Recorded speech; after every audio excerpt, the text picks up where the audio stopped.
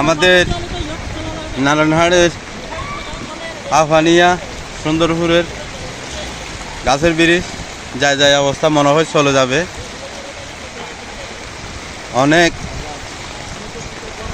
অনেক রিক্সা আছে, মনে হয় আর থাকবে না। গাছের ব্রিজটা এখনো চলে যাবে, অর্ধেক বেঁকা হয়ে গেছে, কিছুটা বাকি আছে, চলে যাবে। আমাদেরকে নিয়ে মনে হয় এই মুহূর্তে চলে যাবে ব্রিজটা, এরকম হয়ে গেছে, ব্যান হয়ে গেছে।